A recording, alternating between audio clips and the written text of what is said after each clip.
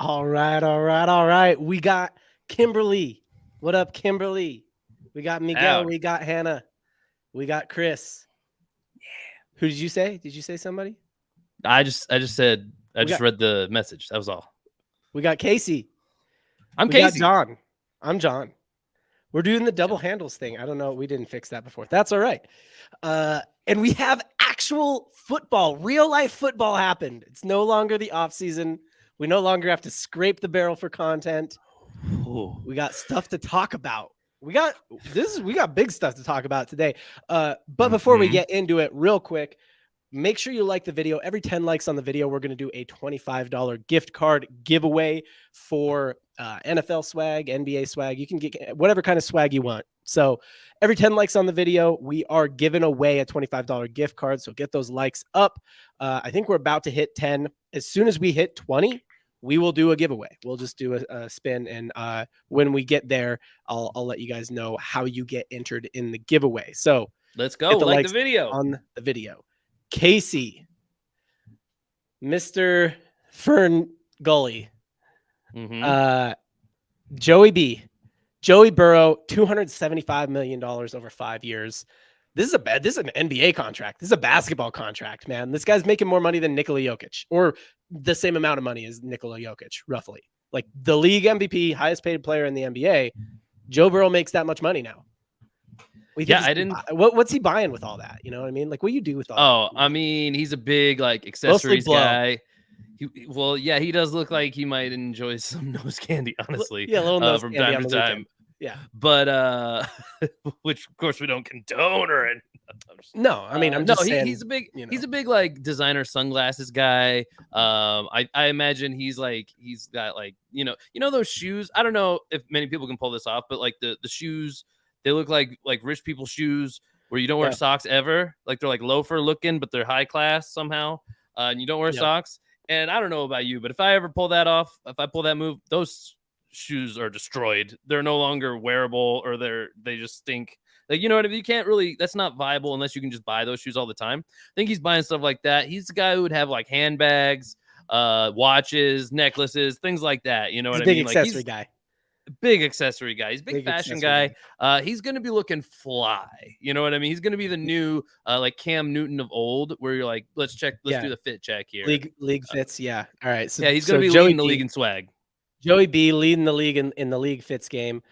Nick Charles, all cool, says he's sorry he's late. You're barely late. We just started, dude. Nick, how dare you, bro? Yeah, get the likes on it. Fantasy Football King says Burrow deserved the contract. Okay, yeah, I mean, dude, obviously it's the market is what the market will pay. Exactly it. I think it's using NBA as a reference point is strange, right? Because like Hannah pointed out, obviously Jokic is his full guaranteed, but even still, Burrow's making like $45 million a year of guaranteed money, which still puts him in like the top, I don't know, 10, top probably 8, if he were in the NBA, and like that's kind of around LeBron James' zone. So yeah. I mean, it feels like not the right, but it seems like there's more of a reset happening, whereas the NBA is sort of like doing this more like consistent, like going up with every superstar who re-ups like, a little at a time. It seems like the NFL is doing like some like big jumps at major position groups. You know what I'm saying? So with the NFL, especially at quarterback, any top 20 quarterback who gets a new long-term deal is going to be the new highest paid guy in the sport. When it's a guy who happens to also be in the top 5 or top 3, like a Mahomes, a Burrow, a Josh Allen, something like that, they're going to be the ones who really bring it up a whole nother tier, like we see here with Burrow. That's what it is. And just contracts are done a little differently from NBA. I think you have a good understanding of NBA ones. I have a better understanding of NFL ones. As far as I knew, NBA ones are always fully guaranteed. I guess that might not always be true. Again, I don't really know, but I think with Burrow here, we're probably waiting on some more details, but I would imagine the number is more around 55 per mil than 45, because they probably have more just like an option year at the end that they could void out.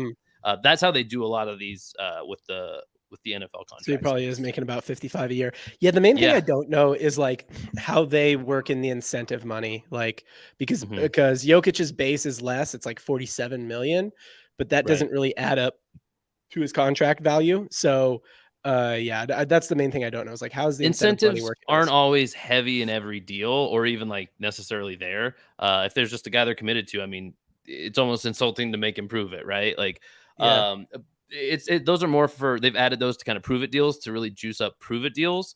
Not to say it doesn't exist on bigger contracts. It's certainly they can, but they can be done in a lot of ways. And I think we would probably be seeing a little bit different language, like worth up to a certain number instead of worth a total of. Um, that's kind of the differences you usually see. At least I think we're still waiting on some details though. so I think the next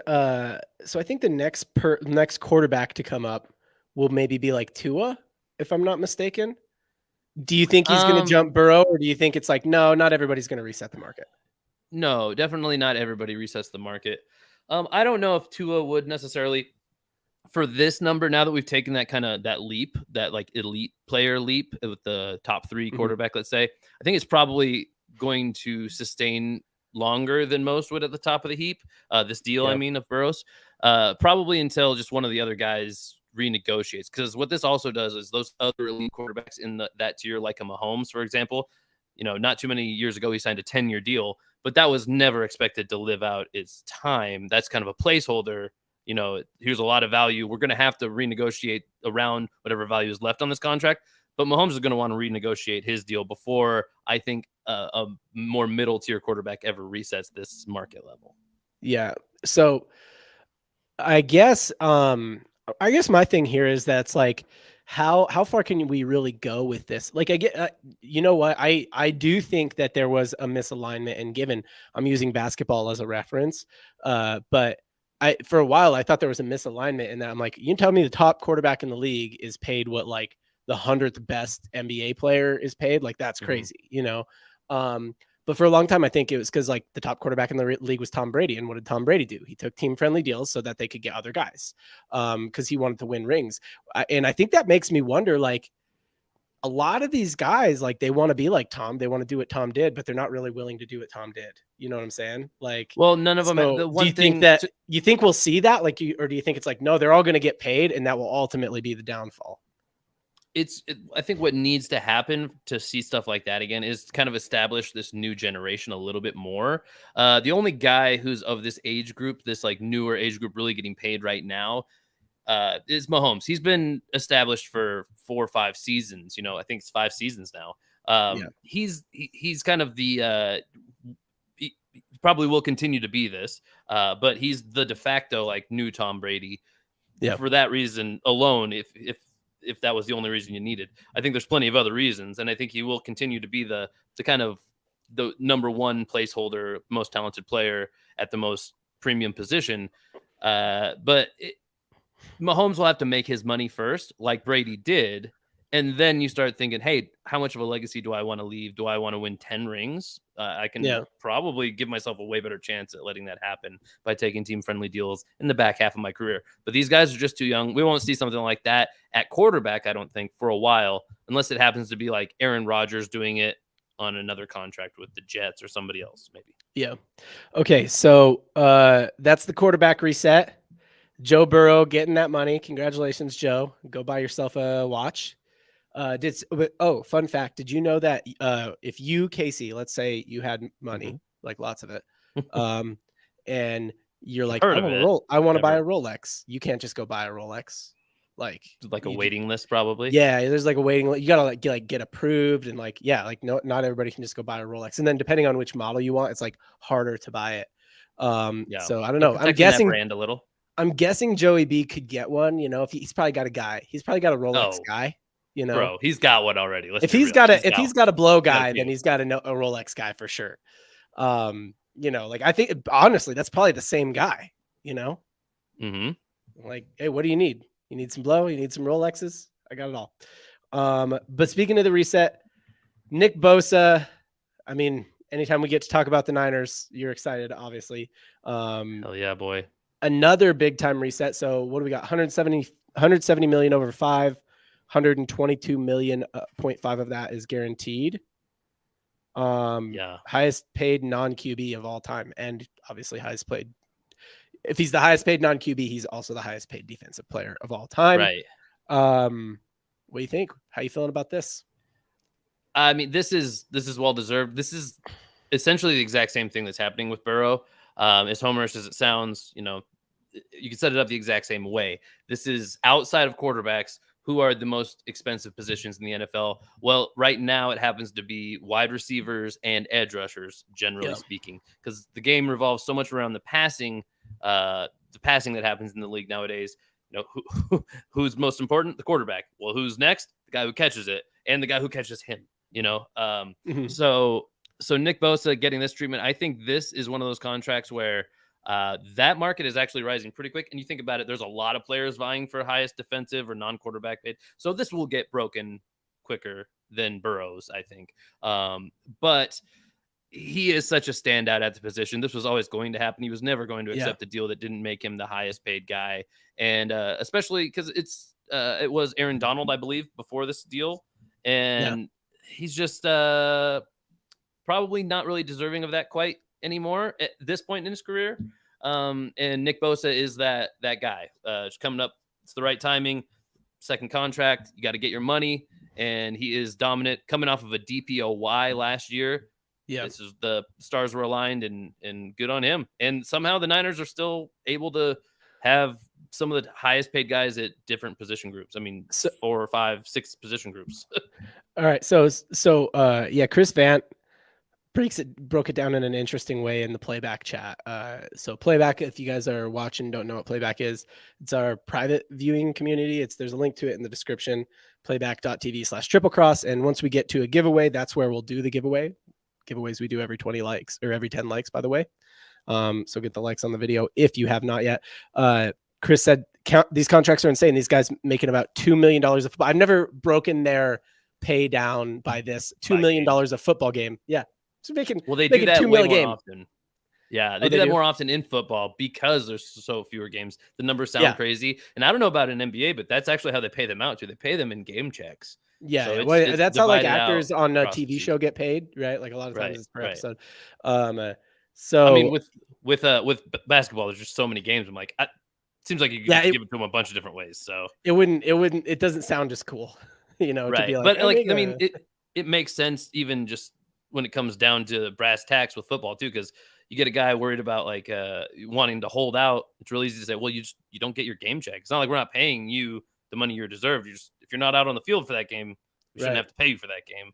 So it works kind of both ways. It makes the system go pretty well. So yeah, I mean, look, I get it. I think So give me the case against Nick Bosa here. Like, obviously, I'm not saying he doesn't deserve it, right? But like, what's the case against as a Niners fan? Like, do you have concerns about how much this is eaten into your cap?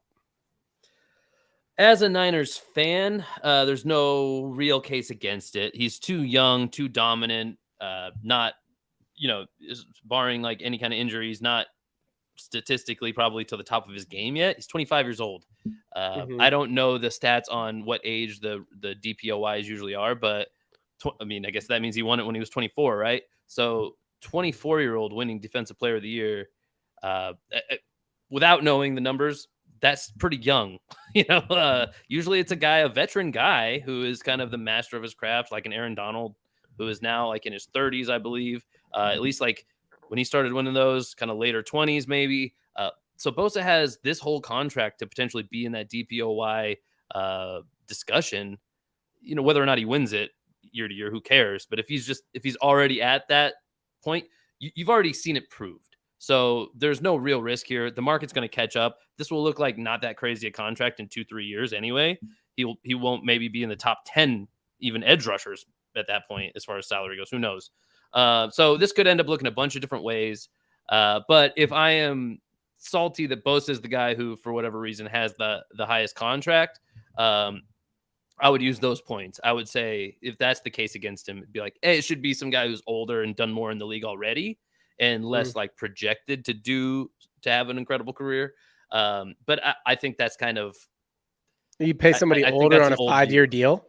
Yeah, not necessarily on a 5-year deal, but on a even just a year-to-year basis. That's what's so crazy about these new contracts. To the point of Chris in the Playback chat, it's like these are some of the highest dollar amounts per year that we've ever seen, and still for as long as we've ever given him out, 5-year deals. So, and that's, Yeah. by the way, not including this year for Bosa. I'm almost positive he's still playing out his last contract, which would go through this year. So this is effectively he's locked down for 6 years. Yeah. No, I think, I get what you're saying. There's a number somewhere though, right? So there's a number somewhere where you'd have been like, that's eating too much into our cap for Nick Bosa. Like there's not no number you wouldn't pay for Nick Bosa. You know what I mean? So where is that? It's just wherever you believe he's not going to find that money anywhere else in the league, I suppose. As long as, it's kind of what we see with the Jonathan Taylor situation, where they said, we want to work out a deal with you. We're willing to pay you X amount, and we'll even go past X, it seems like, in negotiations. Okay. We've gone past our breaking point. At a certain point, you go, hey, go find your deal then. Maybe somebody will pay you what you want. And then they go out and try to find that deal personally, and they can't. And then they say, okay, well, I guess my value is actually this number that my. So there's no number relative to the cap where you'd just be like, we can't use that much on Nick Bosa. Yeah, it has almost. I mean, it's crazy to say, and I don't love this way of thinking, but the actual situation when it comes to quarterback, edge rusher, at least those two positions. Some people think receiver too. It doesn't matter when it comes down to percentage of cap. It's just, I mean, if you got a guy that you need to build a team around, like a Joe Burrow or a Nick Bosa, you do. Yeah. And yeah, as long as they have no better option somewhere else, then why would they leave, I guess? So this was random, but I like this take from Hannah. Real quick, I did see some new people just got in here. We give away $25 gift cards for every 10 likes on the video on the show. So if you haven't liked the video, make sure you get the likes on. Hit the like button. Looks like that. Yeah. I like this idea you put on the screen. Yeah. But yeah, Hannah says, I think if it here, let me move this for myself so I can see it. I think if an NBA player sits out an away game like Career Durant, I think their game paycheck should go to a charity of the state that they sat in. And then she said, I know this is NFL, sorry, but that's okay because that's a good take. I kind of like that. I like that idea. A lot of people sit in Utah. Utah specifically, like we already have a jersey. Our jersey sponsor is a charity, so like that would work out pretty well. Like that could be the charity. So no, I'm on board. And they don't get their game check. Although at a certain point, I think the players just don't really care about that anymore. Yeah, I mean, yeah, that's what I said when it came to like Tom Brady taking more team-friendly deals.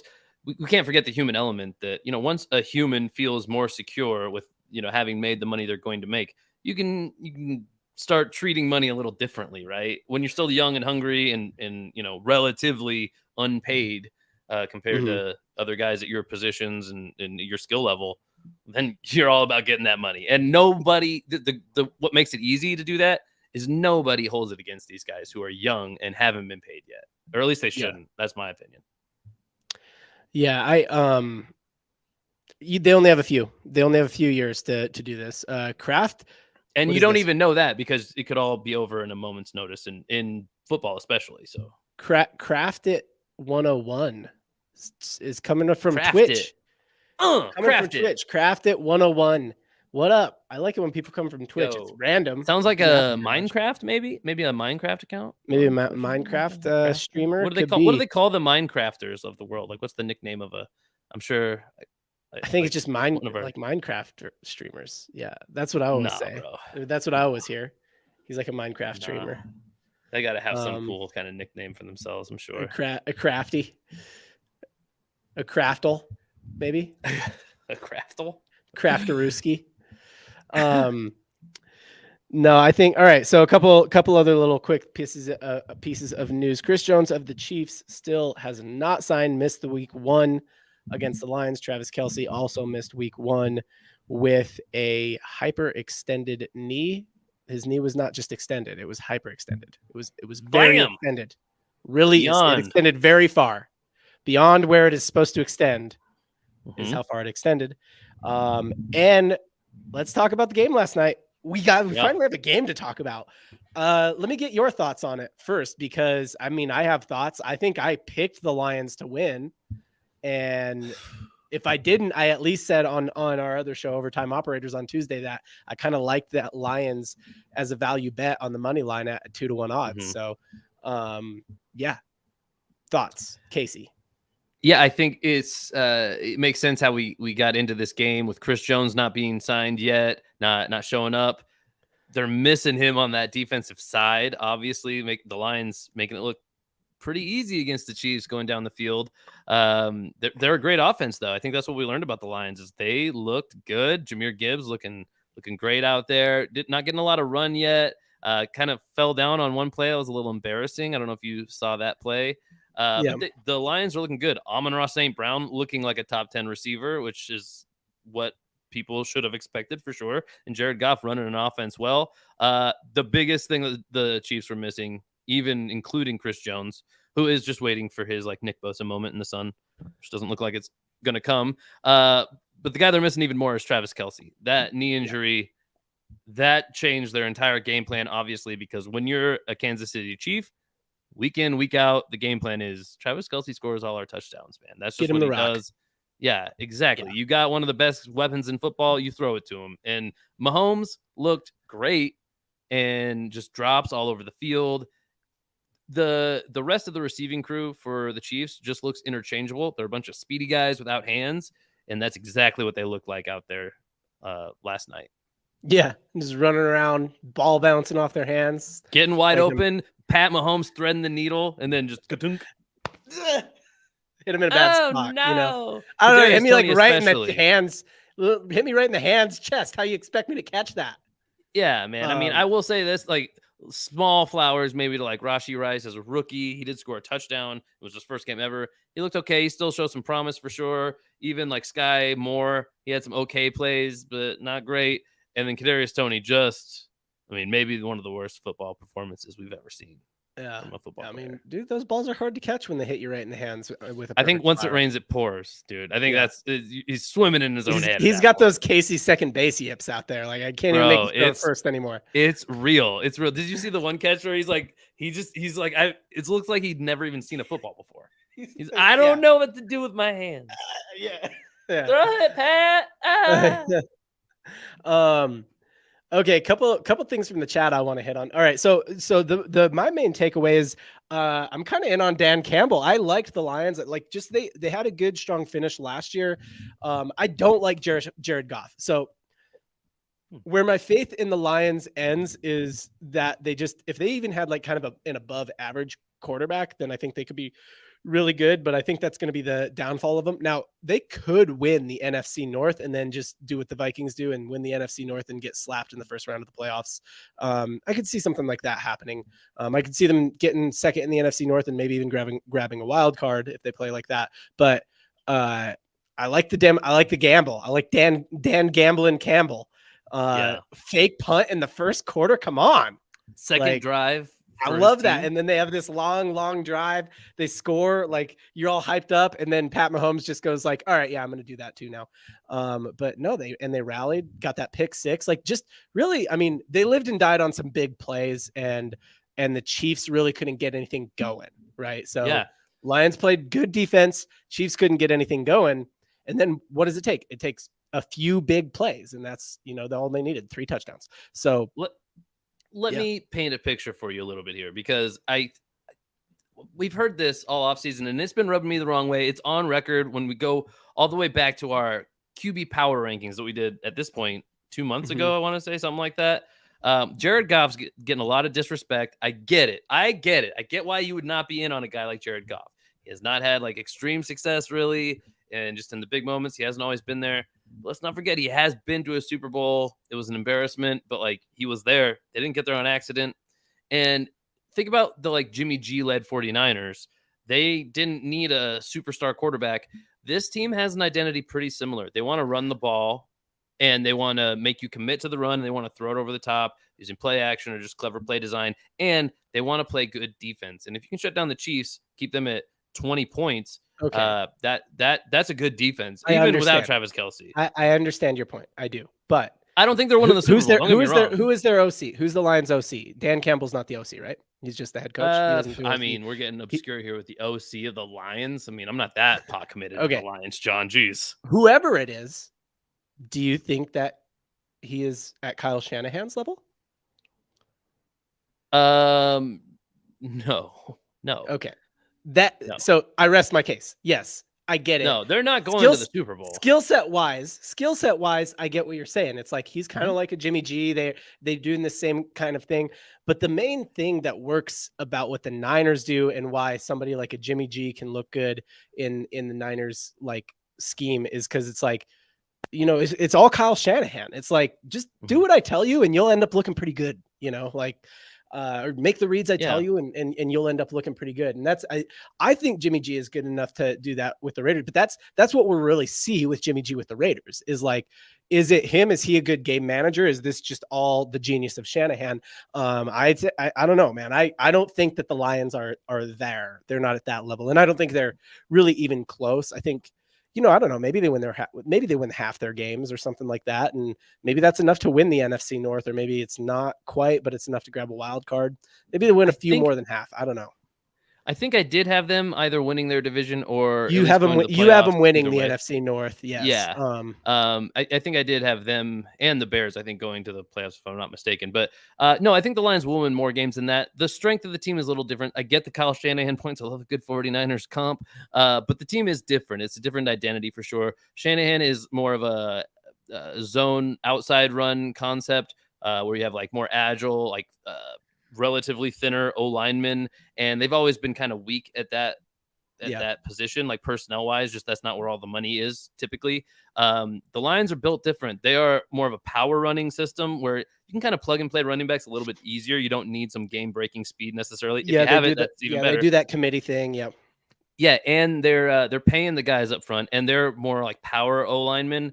And they don't get moved backwards very often. Even in like pass protection, you can see like in those plays. They're holding up. It's a very Detroit brand of football, right? Like it's very, it's like old school back in the heyday, almost reflective of the city. Like, I don't know, we're not that good, but like we can kind of punch you in the face a bunch of times, as hard as we can, and maybe it'll work. Like I'm here to tell you, those guys are good. That's a top offensive line in the country, and that might be a hot take for me, but I'm in on it. I think the Lions are a good football what they do, right? Like, I like the comparison to the Vikings. I think that's a fair thing. I think they can go further than the Vikings this year, or at least there will be. I would love to see that kind of matchup. That would, the winner of those two games of that game together would be.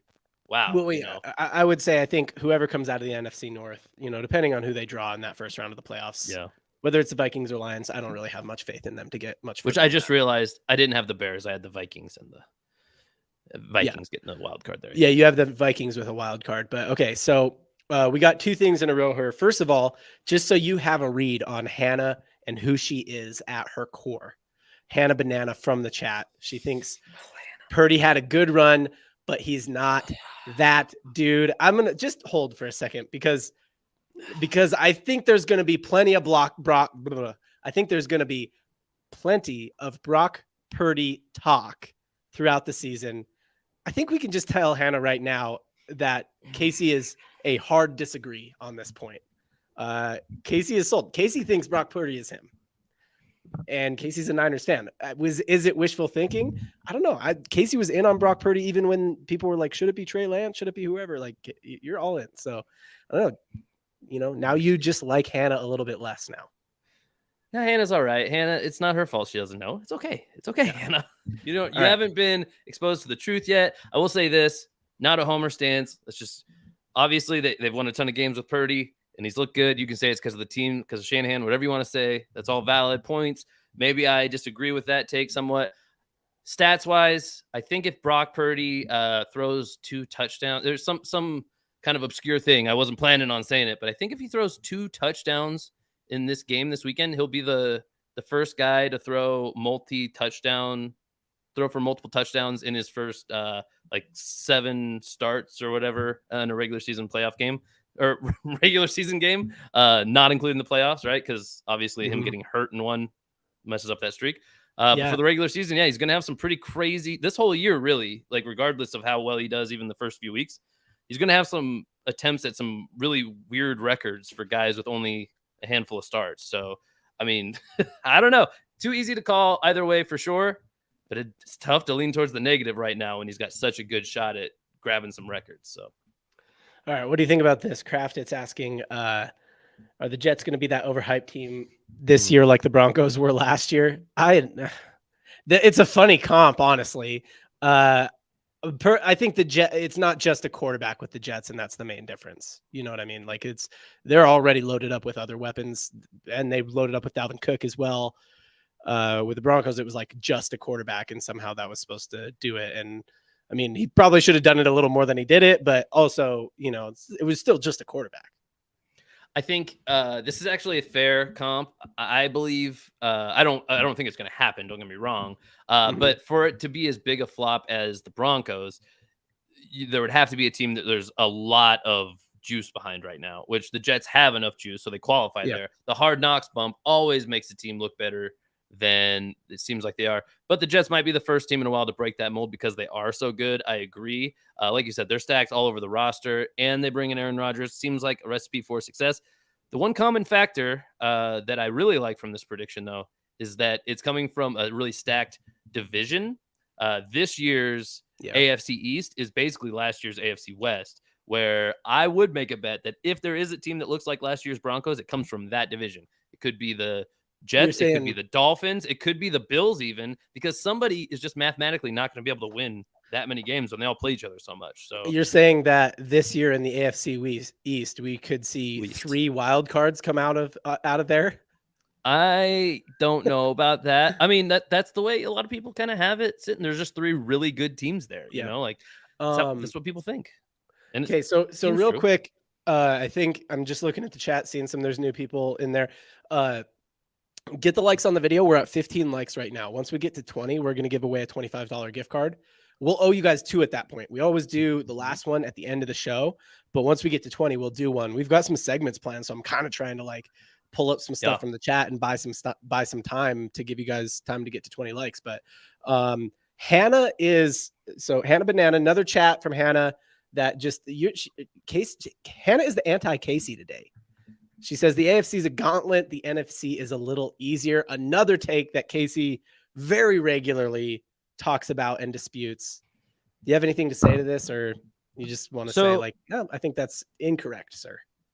Well, I think this is like the way that's worded. I could take it one way, or I could choose to take it another way.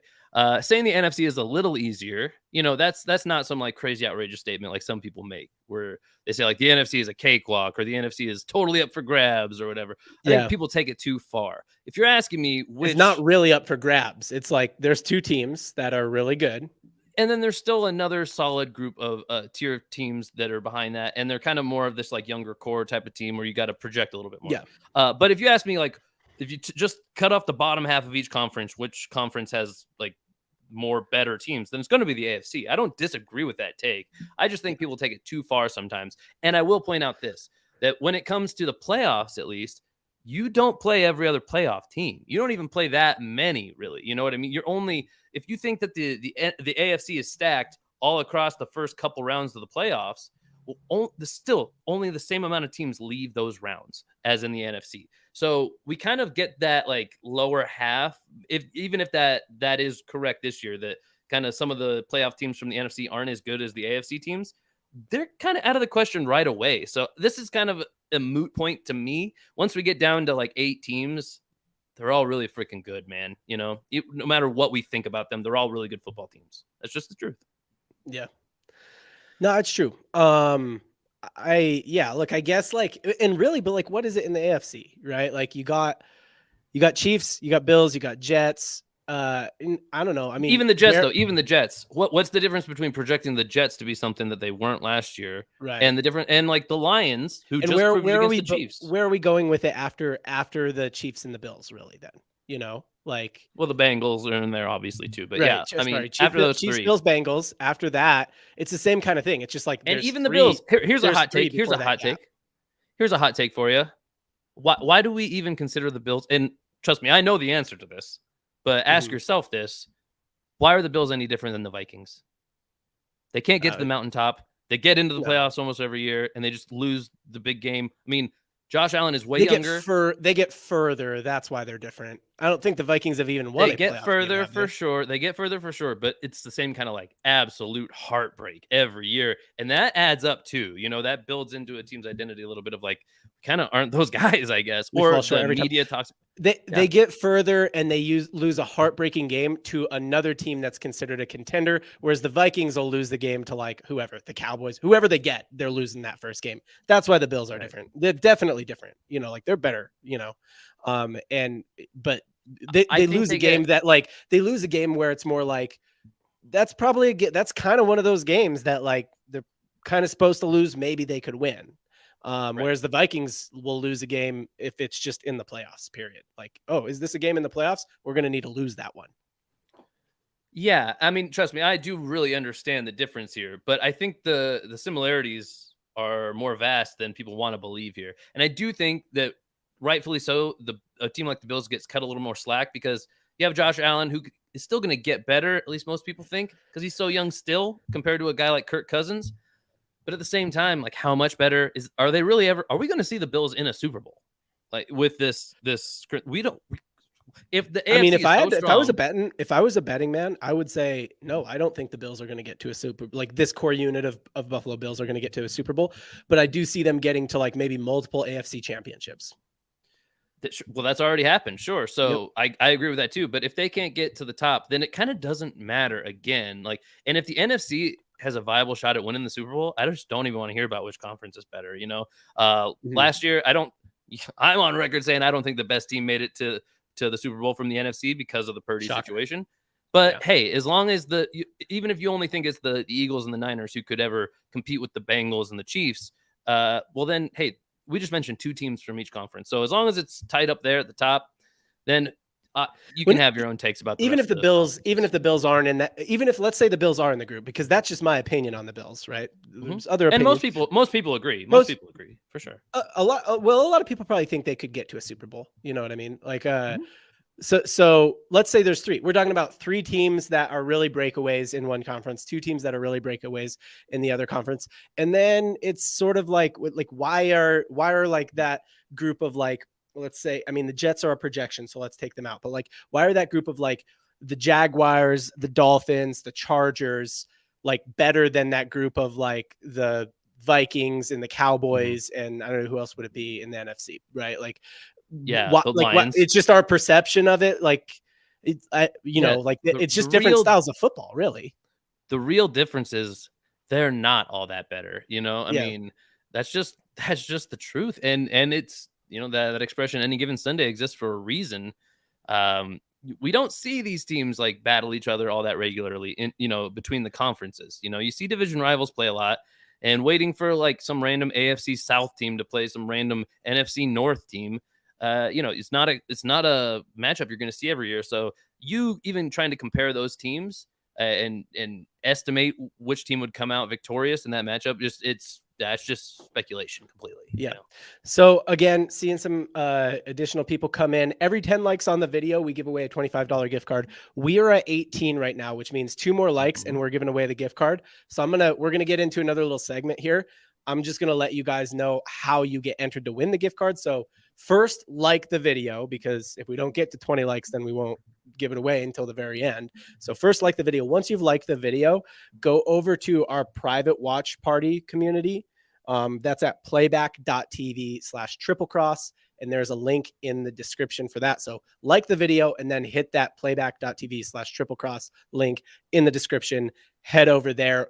Everyone who's over there will get put on a wheel and someone from that wheel will win the $25 gift card. So I'm going to let y'all do that now. Like the video and then head over there to Playback to get entered into the giveaway, because I do think we're going to hit these last 2 likes here in a second.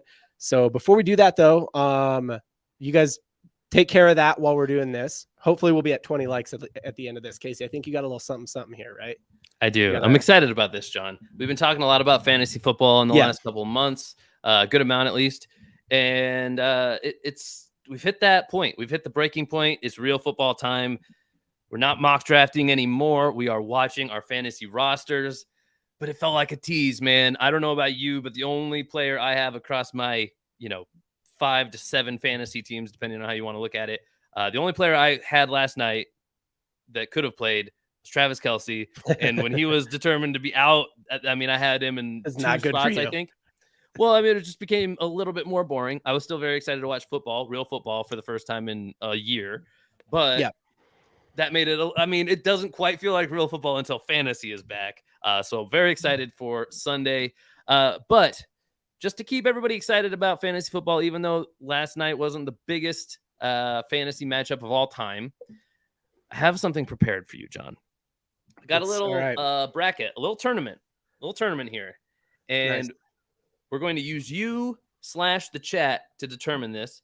I don't know. Maybe you could help me out with like getting polls going. I probably should have mentioned that ahead of time. Yeah, I got it. Or maybe I can jump into it. Okay, perfect. Yep, perfect. I'm in there. We're going to take this matchup by matchup, do a little 8-team bracket all at once here. I have 8 fantasy team names and logos to present to you. And we're just gonna figure out which one is the best, the funniest. Yeah. Some of these are ones that I've used this year for my teams. Some of them are ones I found just off the internet.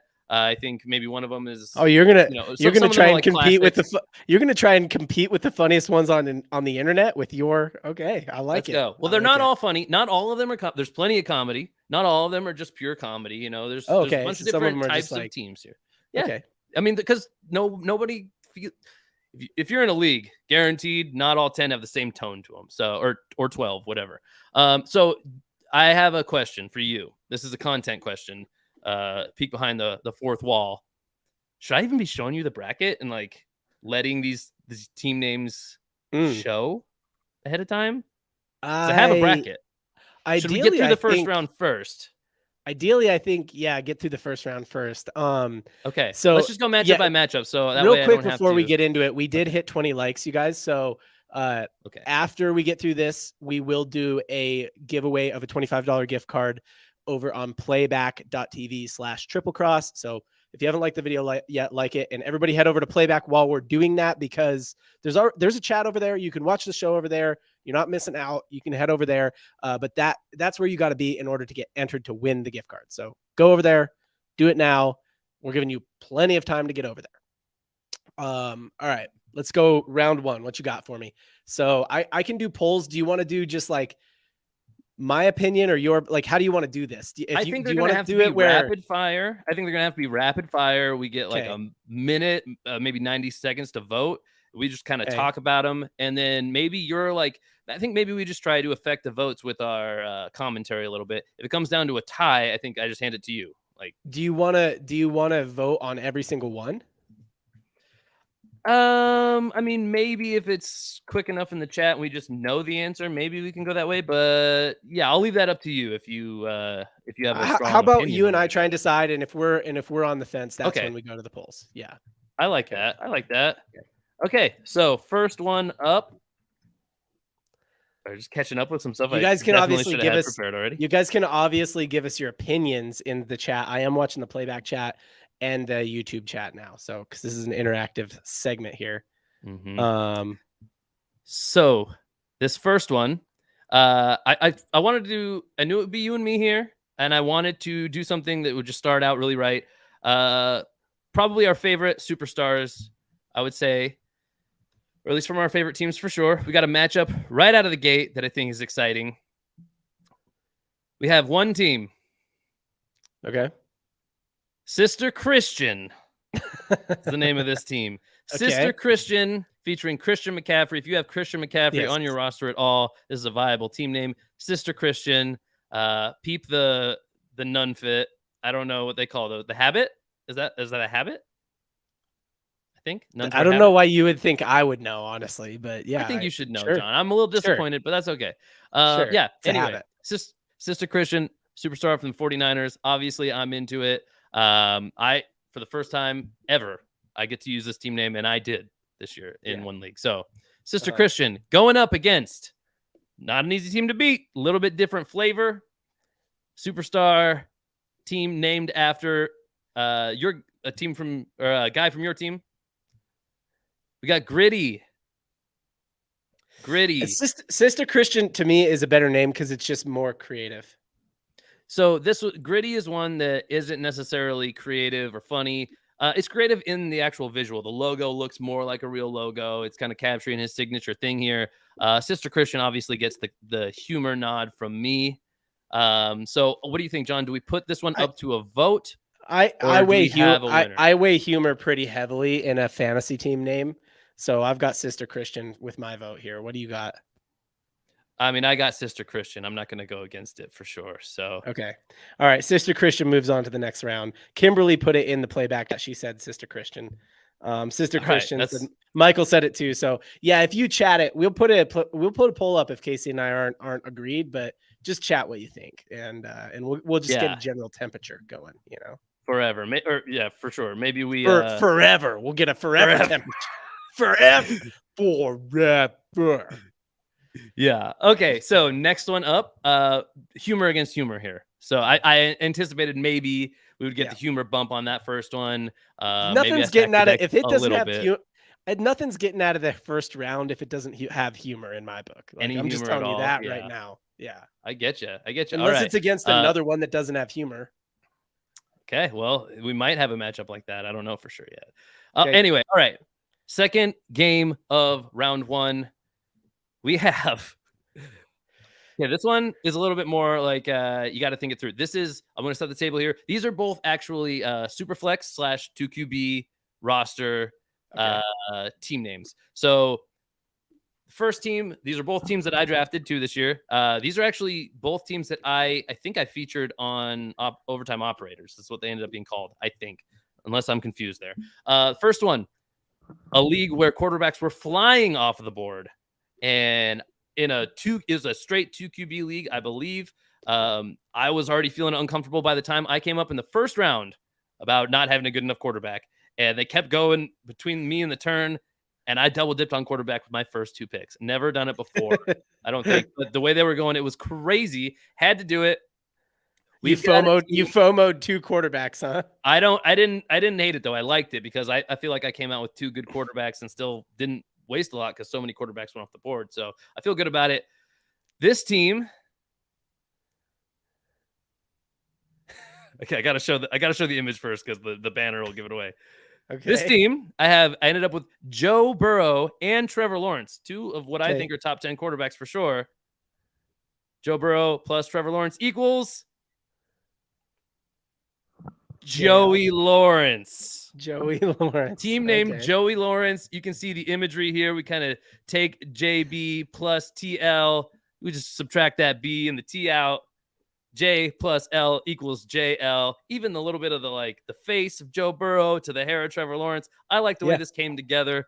A little visual aspect behind. Oh, we got a little transparent background. A little interesting. You can see me through the. Yeah, look at that. Hey. Logo there. Hey, everybody. Yeah. Anyway, that's Team Joey Lawrence for you. That should be black there, by the way, not transparent. That's on me. That's on production. Hey, anyway, what? Team Joey Lawrence. Okay. Joey Lawrence. Yeah, Kimberly. All right. Kimberly in the playback chat has already said something that summarizes my opinions on this name and banner. And what she wrote was, oof. It's 3 O's and an F. That's how I feel about that. It's like, okay, man. I mean, I don't know what it's up against, but I understand.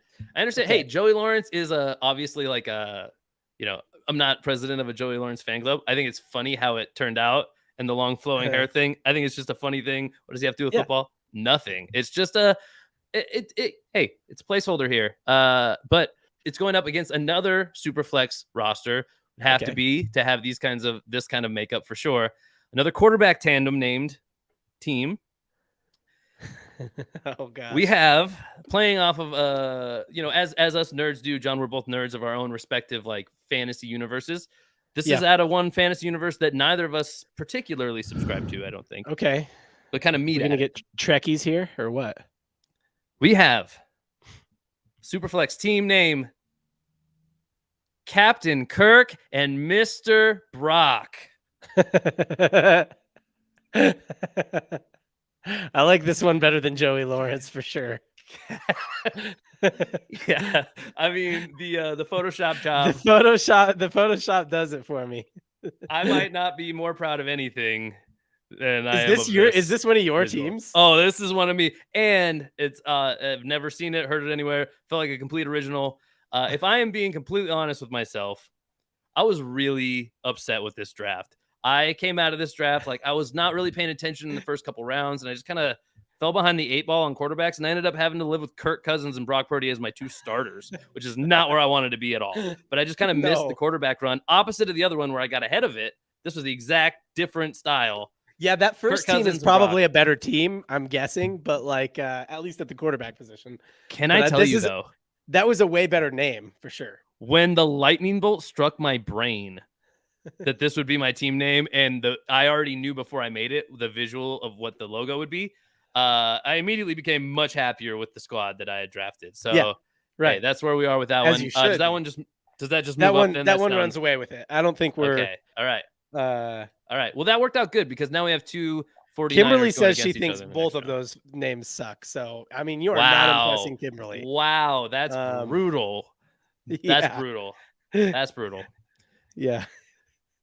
Okay. But no, the Captain Kirk and Mr. Brock is definitely better. I like that one. I like the Photoshop too. Okay, I appreciate that, John. Thank you for those kind words. All right, next one up. Okay, we actually have a head-to-head matchup here based around the same player. On one team, he is sharing the stage. The other one, he's more solo. We're starting with the shared stage. So we have a young, promising quarterback kind of breaking out at the end of last year. I project him to be really good this year. Definitely a top 10 guy. And this first name is him featured with his new number 1 weapon acquired over the offseason. Interesting. Their jersey numbers are number 1 and 2. That's just a fun fact. Okay. And you'll see that in this picture. Didn't do too much to this picture. This is a more simple tone. The comedy's in the name. But we have here,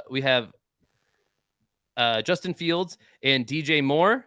The team name, Fields, like Sunday. Oh, I wrote afternoon on the thing. That is a I don't even know how I did that.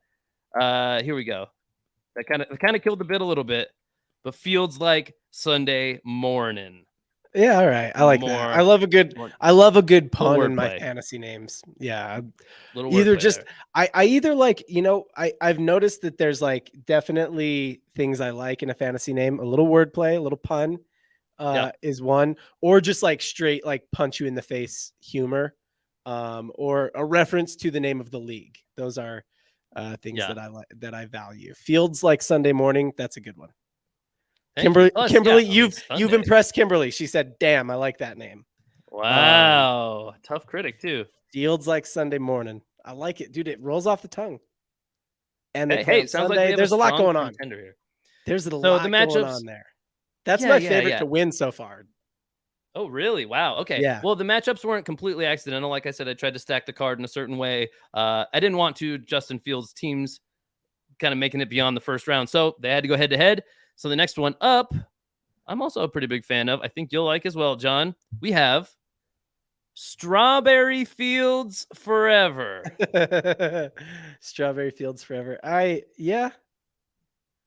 I mean, this is as simple as it gets. This is classic. In my mind, this one is actually one that I just found. I had the idea of. I was like, I hope somebody has done that already, and I only found one image like this in this style in the whole internet, but that's exactly what I was going to do, was put a strawberry on the head of Justin Fields. So yeah, good job whoever made this out there. Somebody, I like it a lot for you. Yeah.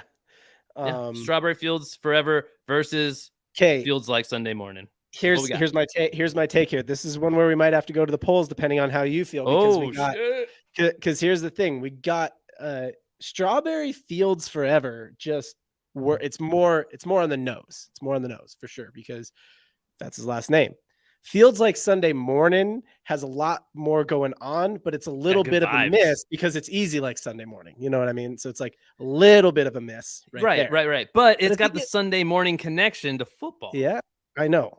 You're right. A lot going on. You're right. There's a lot going on. There's like one connection that's close or adjacent, but not quite there. I don't know if I can, but obviously on that team, both of those players are on the roster. So yeah, you know Kimberly says she only likes the strawberry one because she's a Beatles fan. Yeah, we're both Beatles fans, big time. Huge. Casey and I are. So big Beatles pod here. Big Beatles pod. But so yeah, I mean, I think I need some help from the chat here. Fields like Sunday morning or strawberry fields forever. What are you guys feeling it? What are you guys feeling here? Jedi Fett Sunday morning. Fresh strawberries is a good morning football breakfast item, said Michael. Thank you for the. That would be a good team name too. Yeah. Thanks for the tip. Yeah. Hannah said neither. You think they should? I mean, somebody's got to win. It's a head-to-head matchup, Hannah. If you understand how brackets work, Hannah, come on. Jeez. She's like, they're both awful. Just get both of them out. I see. It feels like Sunday. I'm leaning toward Fields like Sunday morning. Feels like Sunday morning. Are we putting that? Mike says they both suck too. Dang. Wow. Are we putting that to a vote? Or I mean, those are just Justin Fields haters, obviously. Yeah, I mean, nobody's even voting. Like, I'm watching the playback chat now, and like nobody's even. Maybe we force them. Maybe we put up a poll for that one. I don't know. Yeah, there's just not as many people on YouTube still. They've oh, that's a good point. We're over on. So somebody weigh in with which one is better, at least. Even if you don't like it, we'll kick it out in the second round. Where are you feeling here? Where are you leaning? Let's just me probably. So I think one clearly wins the image and one wins the name is where I'm at with it. And I think the overall vibes goes to the name maybe. And the fact that to link up two players on the same roster with a name is not easy to do. No. You know what I mean? And if I were so inclined, I could workshop the image, make this stronger. This is a stronger team identity, I think, with the connection to Sunday morning, with the Fields two more connection with the misspelling of more to make for the wordplay. I think that's where I lean here. And that's where you were too, right? Yeah, I think that's where I'm leaning as well. Mike said if I had to pick one, it's the Sunday morning one. So looks like we have our winner. There we go. So far, the longer team name has won every single matchup. So just so you are aware. I don't know if that's a trend that will just continue. Hold on, I have a dog scratching at my door. What's that? Yeah, that's I mean, hey, that's live podcasting. Sometimes real, there's a Danny at your door. You know what I'm saying? That's it. That's real. All right, we have two teams left here to unveil. I'm gonna speed us through this so I can finally at least show you a bracket. So last two teams we have are again just centered around one player who is probably one of the highest players you drafted. Probably more like a second round player, both of these guys, but they'll feel like the main core piece probably either way. That's just how these teams end up. We have the first one. Country Roads. Mahomes. Dude, that's my new favorite. That's my new favorite. I like that one. Yeah, this is Country Roads take Mahomes. I've only had Mahomes a couple of times in the last few years. This is definitely the team name I rocked when I had him. Are these all your teams? This isn't one I created at all, but this is one I have used. I think it's the best Patrick Mahomes themed name out there. And the logo, there's a bunch of versions of this one. I've never made a logo for this, but this one seemed like a pretty classic standard logo. You could go a lot of ways with it. There's a lot of options out there, so I just rolled with this one. Country Roads take Mahomes, going up against different position superstar here. We needed more of these guys involved. This is a very important position in fantasy football. Last team to be mentioned, but certainly not least, Hot Chub Time Machine. I think there's so many better ways you could go with Chubb. Wow. You know what I'm saying? Like, I don't know. I don't know if it's that kind of league, you know what I'm saying? But like, I got a chubby, like, there's so many ways you could go with Chubb that I think it's a miss. You got to go with the imagery though, too. I mean, what are you going to put as your logo for that? He's going to get X-rated real quick. I mean, dude, yeah, that's where I'd go with it. I would, but honestly, I would just, I weight the name so much more heavily than the image. Mahomes one is better, says Mike. Yeah, we got a couple of those. Kimberly Country Roads for the win, says Kimberly. Yeah, dude. To me, it's not about that the Hot Chubb Time Machine one is bad. It's fine. There's just so many better opportunities with Nick Chubb. So Yeah, I got to go Mahomes on this one. How are you feeling? Where are you leaning?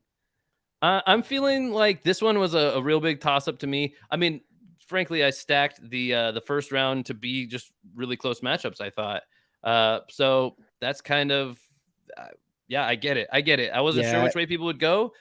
Makes sense though. Mahomes is probably the more liked player just in general. I But mean, it's fun not it's fact, not that. It's that you just missed. You know what I sure, mean? sure, sure, Like, sure. Fun fact not though, we you, did whoever did Hot Chub Time Machine. I think it's just a miss. You know? we did carry on the tradition of the longer team name, one out all the way through the first round.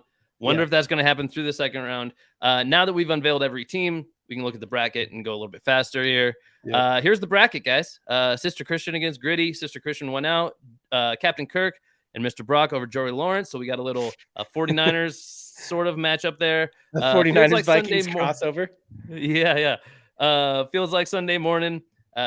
Beat out its counterpart, Strawberry Fields Forever, and Country Roads take Mahomes over Hot Chub Time Machine. We're left with some All right. interesting options here going into the second Let's talk round. about these. Let's talk about these semifinals matchups here. So, Let's get into it. how you feeling about? Do you have a clear leaning between Sister Christian against Captain Kirk and Mr. Brock? I So you think that I do. Yes. okay? Is it Sister Christian? It is not. No, I'm I a like fan Captain Kirk of, and Mr. Brock better.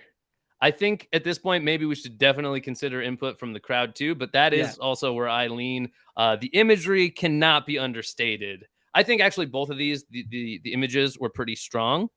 The Sister Christian I think it's called A Habit, pretty funny for sure. Captain Kirk and Mr. Brock makes me giggle though, and like a different level. And I'm a fan of that.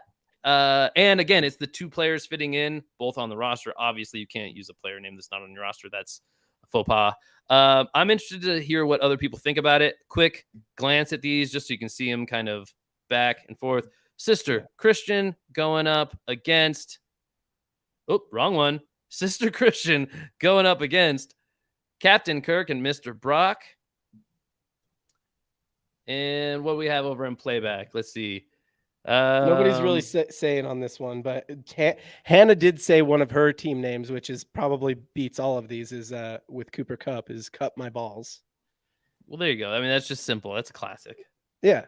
No, I mean, I'm surprised we didn't go more that direction with any of these. You know what I'm Well, saying? you don't know, man. I mean, hey, I'm sorry my Star Trek puns aren't good enough for you. No, one letter off, I thought was pretty good for these two co-stars. Sister, so Jedi Fett says Sister Christian and Mahomes in the chip. Miguel says Sister Christian. Ooh, so that's for Sister. I mean, Captain Kirk and Mr. Brock is good. I like that one. I especially like the Photoshop. Ammon Raw Dogger, Michael said, is one of his. Like, they're just going dirty names in the chat, which is fine. I'm a fan of a dirty name. Yeah.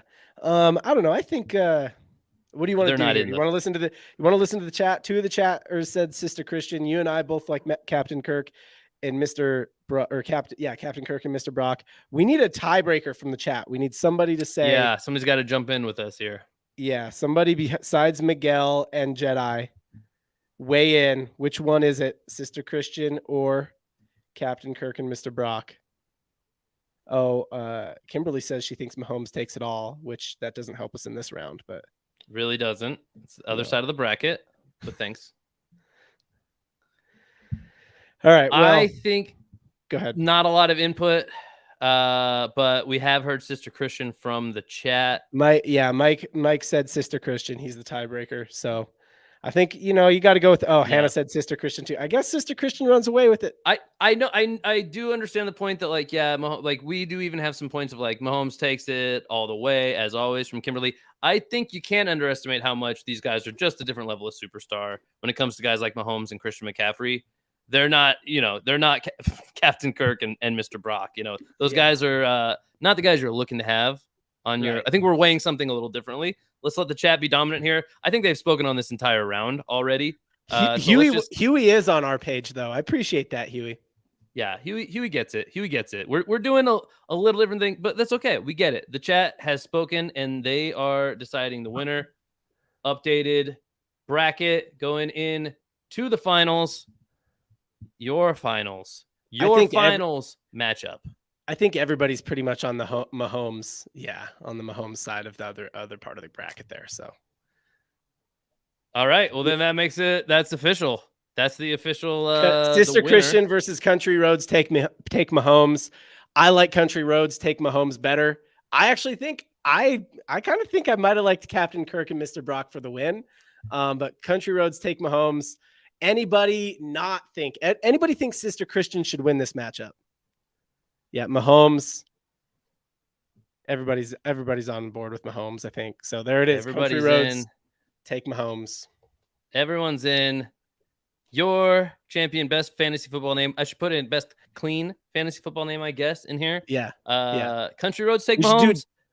An oldie but a goodie. We should do the dirty edition next week. So the dirty edition. The dirty edition. By the way, we should just have a podcast called the Dirty Edition. That's a great podcast. I kind of like that. Yeah. Sounds good. So, so Felix's idea for our team name has nothing to do with any of the players. He just was like, should we just call it like 2 boys, 1 cup? I'm like, if we get Cooper Kupp, you have Cooper Kupp? 100%. Yeah. If we get Cooper Kupp, 100%, we should call it that. How are we looking on likes, John? Did we hit 20? Yeah, we hit 20, so we got to spin. All right, so here's the deal. There's not too many people over on YouTube still, so I think we're good to just bring it back to playback. I'll start a wheel. Okay. All right. All right, let's see. I haven't been able to check playback chat very much. I've been hitting buttons behind the scenes. So, yeah, catching up with some of these dirtier team names, which we'll make a bracket maybe next week, like John said. Hurts Me Daddy, Amon Ra Dagger, or Amon Ra Dogger, sorry. My Balzac hurts. Holy Chit. Who is that? Chit must be like, is it? I don't know who that's in reference to. Let's see what other ones. Fornetication. Again, some of these names, I don't mean to. I'm not tossing around lightly. I think some of you guys are behind the times a little bit on these. I mean, Leonard Fournette, guys, let's get with the times a little bit. I was going a little more with creative, younger, newer guys in some of these cases, but you guys, you like your classics. Let's see what else. Anybody throw out some other ones? Getting chubby with it. Alrighty, I like that. Obviously, we can go with. I think there's a well to go to with Chubb. Like you mentioned early, John. Yeah, if we're willing to go dirty with them, then yeah, and we can get a lot out of that Chubb. Yeah, cut my balls. Obviously, that one you mentioned as well. I think those are all the dirty ones tossed out there. You know, you got to know your league too. If your league is a certain, if your mom's in your league, you're probably not. Sure. Yeah, you know, it happens more than you'd think. You know, but yay, you know me, I'm down with it. So, John, how are we looking on the wheel here? Looks like we have quite a few people over in playback. If you aren't in playback, I'll throw it up. Go ahead. Yeah, if you guys aren't over in playback and wondering why anybody would be over there, well, it's because those people over there want to win stuff. So, we have a $25 gift card spin coming up shortly. Actually, you know what? I'm going to leave it on YouTube, and then I'm going to share. That's how we do that. We share it on YouTube. Yes, sir. Yes, sir. John has this wheel going here. Wheel of everybody over on our playback platform. If you want to get onto the wheel to perhaps win something, I don't know what's going on right now, John. This is. You don't see it? This is unprecedented. No, this is invisible. Whoa, that's wild. Yeah, that one was strange. Never happened like that before. I swear this has never happened to me. But if you want to get on the wheel that John's about to show everybody, the wheel for who will win a $25 gift card to DAP Sports for some sports memorabilia, you can get yourself added by joining over on Playback. The link is in the video description if you're watching on YouTube. Just jump in over there and let us know that you're in the chat. We'll be doing at least one more spin at the end of the show and perhaps even more than that. So definitely jump in over there, and we always do a little like after party to the show when we wrap up when we do our last spin. So join us over there. It's a really fun time, really cool community, and yeah, we'll see you on Playback. John, how did we do getting that wheel visible? Any luck there? There we go. Hey, there it is. All right, John's gonna lead you through a spin. All right, John. Take it. Hang on though. Like I don't know if I got everybody, so you guys are gonna have to tell me if I Okay. got you. Yeah. Yeah. Okay. So if you don't see your name on the screen right now, just type into the playback chat, "Hey, add me to the wheel," and John will do that promptly. Yep. So we got Miguel. Oh, Steve. I got Steve. Steve 88. Let's see. You got Miguel, Huey, Kimberly. You got Kimberly there. Yep. Chris. Yeah, you got everybody chatting. Yeah. So again, if you're not on the wheel, this is on you. This is a pretty We good got one. Felix in here too. We got Felix. This is a pretty good one. Steve 88 said Saquon these nuts. Saquon these nuts. I like that one. Yup. Oh yeah. I think you've got everybody. Oh, Raylex, do you have Raylex on there? Ooh. I do. Raylex, are you here right now? Because you show up as online, but James Brown also shows up as online, and James Brown, I believe, James Brown was on YouTube for a second. Okay. So you guys speak up if you want to get added to the wheel. We just need clarification, and then we can get this spin done. Just a little warm up spin because we got another spin coming later. Another one coming. All right. Well, and by the way, on the other side of the spin, we have another fun game. Then we'll wrap up the show and do our last spin over on Playback. I can't wait to play that game. John has a game prepared for me, a trivia game that we hold near and dear to our hearts here. So, yeah, John, without further ado, I think the people are ready for the spin. All right, let's do it. Oh, go ahead. All right, here we go.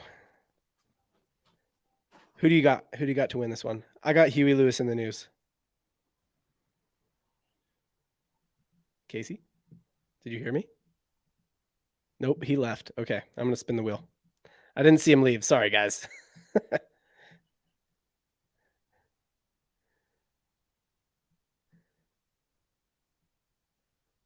Ooh, Hannah. Hannah, is that your first win? That may have been Hannah's first win. Is that your first win, Hannah?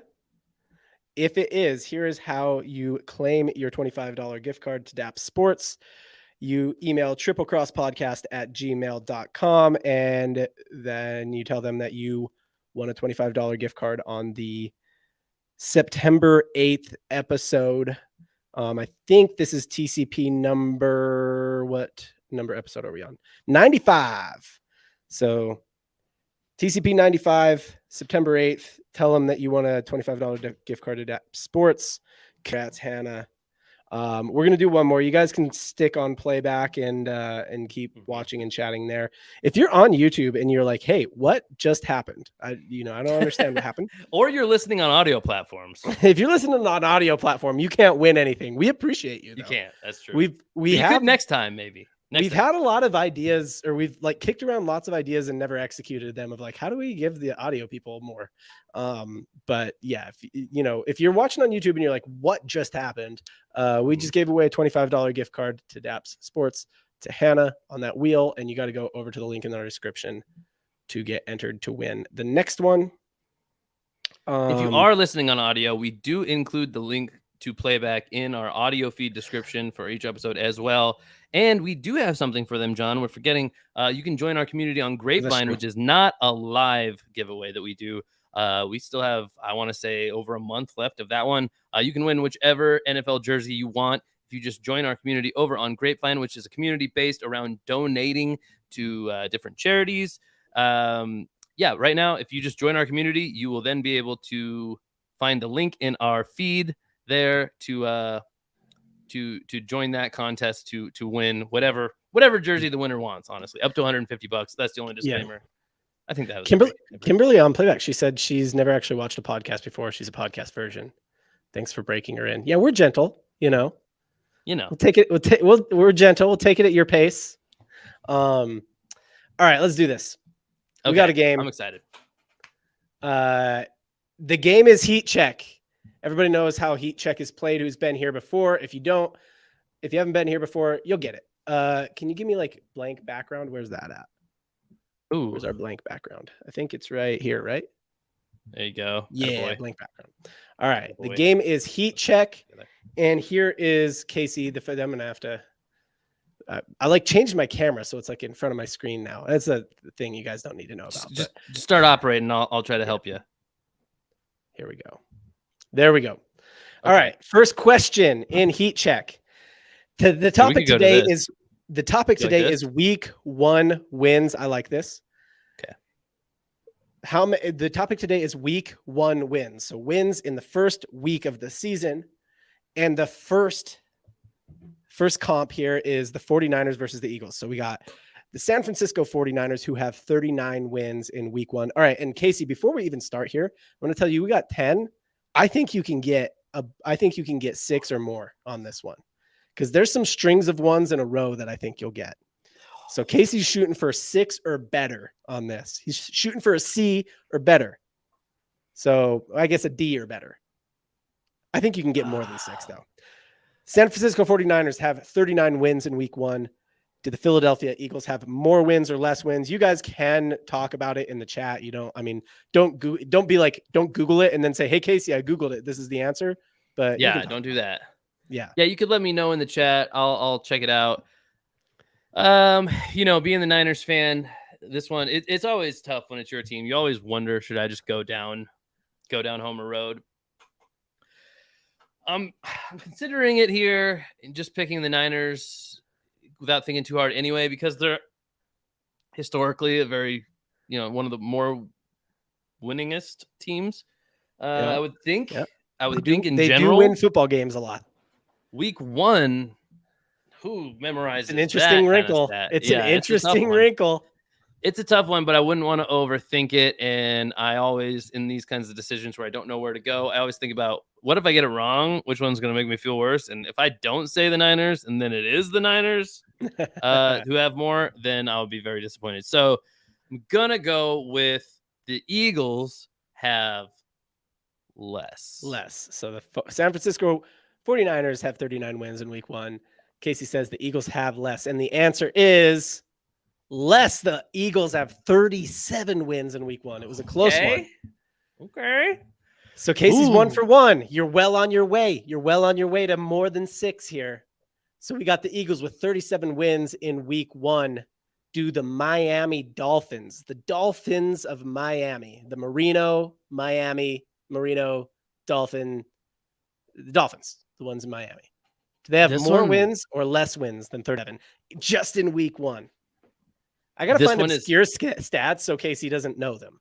Yeah, this is like really tough to me because I know this is becoming way more. Do I know? Yeah, this to me is like, which one has even been a team longer? Were they sort of near the same time? Like, I don't really know the history of these you're thinking along the right lines though. But 37 is a lot of wins. Obviously, there's like so many wins. It's like even if there were 70 years, they're winning most of them. So that's tough. That's a tough bar.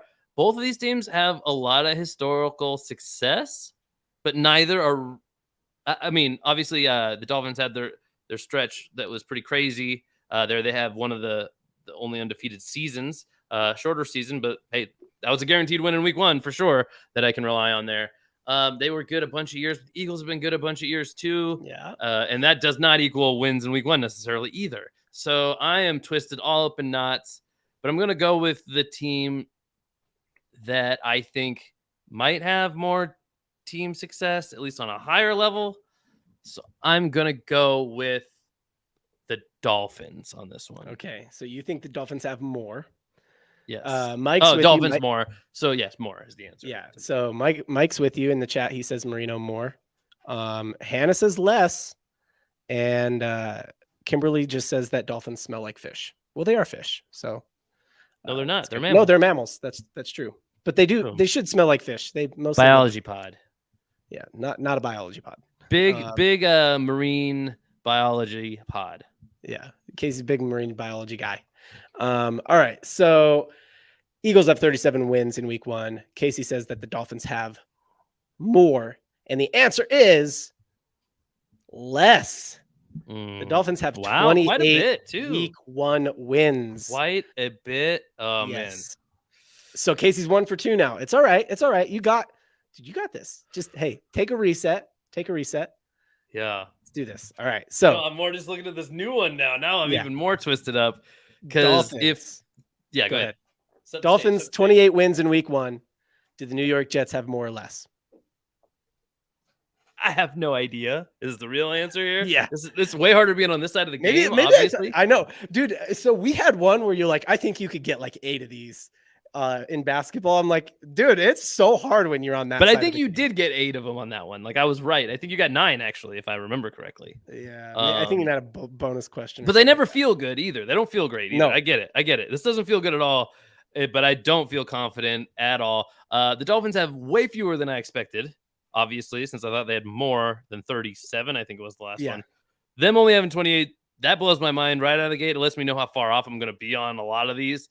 And the Jets are one where I have little to no confidence. They've been so bad for so long. No offense to Like, the when Jets were the fans. days? Like, what would have been the days? That was how I Yeah. started doing it with, like in basketball. Like, oh, you got like the Wilt Chamberlain days, and then you Yeah. got. Like, when were the days? What days were there with the Jets? No, you got like Joe Namath. That's the main. You got the Joe time, Namath right? days, and that's about it. Yeah, and even then though, like at least okay. So I think the hardest one you ever had from basketball was like postseason like losses. I remember particularly I did that, which is tough. Yeah. I get that stuff, but at least the ends of seasons are super memorable. You know what I mean? You get the sense of like, oh, like the Cowboys. They always go out. They make the playoffs a lot, but they go out of the playoffs. The week 1 theme is because it's week 1, Casey. Man, I understand. I'm just saying, like, trying to be on theme teams, here. Like how the Cowboys, they'll get to the playoffs and get eliminated early is like, you forget that I think that about them. A lot of people know that as their identity. Same thing with the Vikings. Same thing with a few teams. Nobody has an identity surrounding week 1. You know, it's just weird. Nobody remembers how a season starts. It's all about how it ends. That said, I bought myself some time here. And I think I just got to go with the sheer amount of seasons there are, and knowing that the Dolphins had quite a bit fewer than I thought. So Jets. Let's go Jets. So you got Jets at more. So Miami Dolphins, 28 wins in week 1. Casey thinks the Jets have more. The answer is less.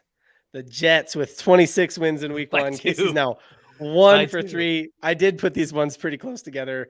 I didn't do that for all of them for sure. Like, so that's usually how this game goes. Is you like take the 2 right next to each other. Mm-hmm. But I didn't do that for all of these. How did the chat do here? Hannah said less, so she got it right. Mike said less, but Jedi Fett got it wrong with you. He said more. Okay. The New York Jets, the Jets of New York, have 26 wins in week 1. Do the New Orleans Saints have more or less? New Orleans. Again, this is like these team histories are so long. Saints have been so much better for so much longer. Multiple different eras of, especially like I don't know why, but it always comes back to like quarterback, right? We're talking about where are the days where they could have won a bunch. When were the days? The Jets, not too far off of where I expected. I expected it to be close. I guess at first glance, and it's recency bias, of course, but the Drew Brees days, you got like Archie Manning and some other guys from the Saints. I mean, even some like okay seasons that I remember as a kid with like Aaron Brooks and stuff like that. Yeah. Again, that doesn't necessarily speak to week 1 success. No. Sean Payton as a head coach, things like that. Yeah. No, this, I got to imagine this week 1 theme's kind of a shit show. So, it's, yeah, it is a shit show. So I'm just buying myself like some grace in having the wrong answers. But I'm definitely not staying on the Jets train since I just lost with them. Might be a bad idea to jump ship, but yeah, I'm gonna jump over to the Saints. Saints have more. All right, so maybe the New York Jets have 26 wins in week 1. I don't think anybody even got in on this one with you, man. They didn't even nobody knew. So New York Kimberly Jets, said more. Wins. Kimberly said more with me. Okay, 26 wins in week 1. Casey says that the Saints have more, and the answer is less. Terrible. Not that close. Them New Orleans Saints had 21 wins in week 1. All right, ask this next one. It's going to be quick. Okay. I don't even care. Saints have 21 wins care. in week 1. Do the Cleveland Browns have more or less? Do the Cleveland steaming piles of dookie have more or less? You are going to be way off on your estimation. And I don't feel more confident about this one, but I know that I am not going to waver as much on this one, at least. The Browns have been bad for a long time. I know they had times where they're really good, but I mean, hey, at this point, the whole round is shot. So I'm going with what feels right. Way easier now. And we're going to go with less here from the Browns, even though I'm fully aware this could be wrong. 21 wins is not a lot in the history of the NFL. Browns have been around for a while, but they weren't a team for that long either. I'm definitely going Browns less. Browns weren't even a franchise for a while there in the NFL. So hopefully that impacts the number. If the Browns have more, good for the Browns. You still suck. I can't really get on board though. You know what I'm saying? Like you can't get on board with the Browns. Never gonna happen. Never gonna happen. Pauline, hello. New over to the YouTube channel. What's up, Pauline? Like the video. We're gonna do a $25 gift card giveaway here in a little bit. Stick around. All right, Casey. I think you're 1 for 4 right now. This is a must win if you're gonna hit your 6. I guess if you're gonna hit 7, this is a must win. If you're gonna hit 6, you still have one more lot. Like I don't think I'm gonna hit either of those numbers, but okay. New Orleans Saints have 21 wins in week 1. Casey says that the Browns have less, which I think I would say the same thing. But shockingly, the Browns have more. I wrote that wrong. It's okay. It happens. They have more. Yeah. I wrote less, but they have more. The Browns have 28 wins. This is like kind of a lot. Browns have 28 wins in week 1. So you are now 1 for 5. Mm-hmm. Do the Baltimore Ravens have more or less? I mean, yeah, again, we're on the bad tracks already. We're never going to reach the over of your prediction here. Can't veer off of it now. 28 is one of the higher numbers we've seen, but I feel fairly confident we're somewhere kind of floating towards the middle bottom, at least, of the teams on this list, I would think. So there's some opportunity to get some mores in here, even at 28, I think.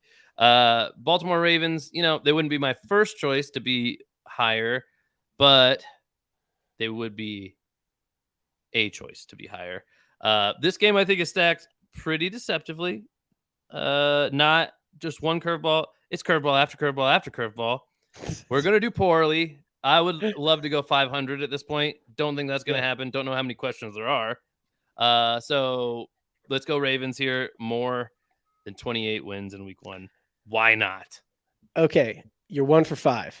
This is a must win for 6. Browns 28 wins in week 1. Casey says the Ravens have more.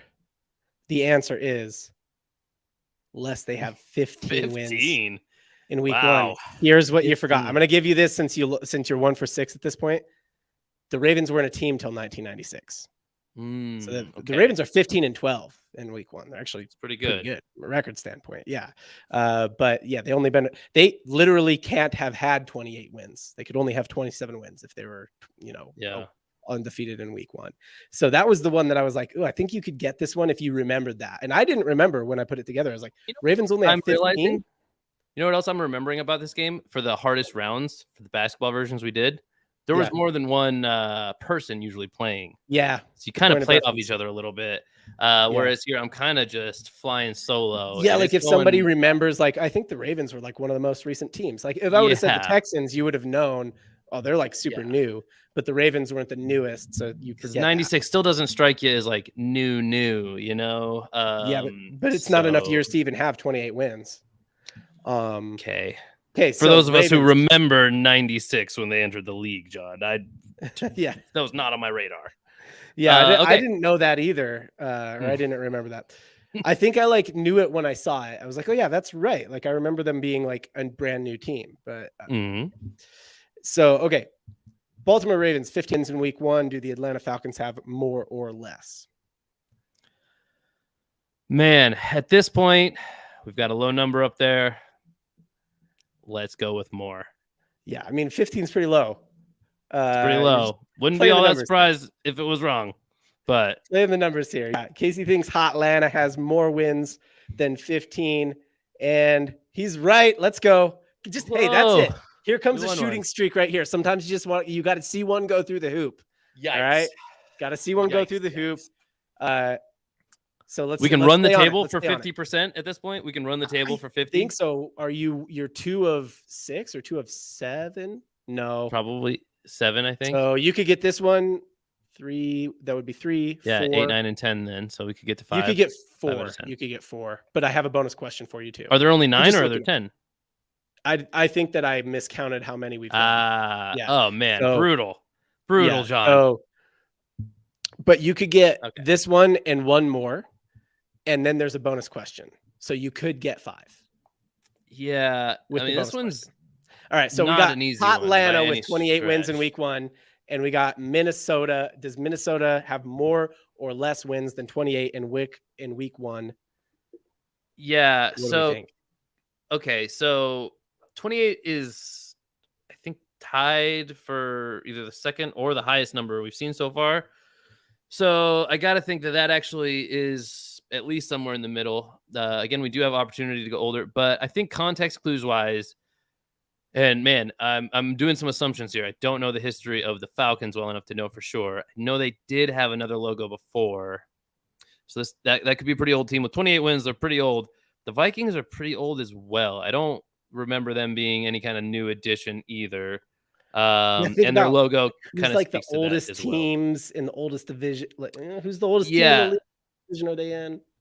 Yeah, there's some old teams in that area for sure. So I don't know that stretches for sure to the other teams. But I got to imagine you go a little bit. You went down from here at one point. It would seem likely to me you want to go up from here at this point if I'm Ooh. playing the game within the game. You're trying to play the player now. Yeah, I definitely am. Well, I mean, playing the game didn't work for me, John. So I'm going with the Vikings here with more than 28 wins in week 1, even though it seems like going out on a ledge. Hotlanta So far in the game. 28 wins. The Atlanta Falcons 28 wins in week 1. Casey says the Vikings have more, and he is correct, sir. 35 wins in week 1 for the Vikings. Head-to-head against another NFC North counterpart, the Lions. So did the Lions have more or less than 35 wins in week 1? I have no fucking clue.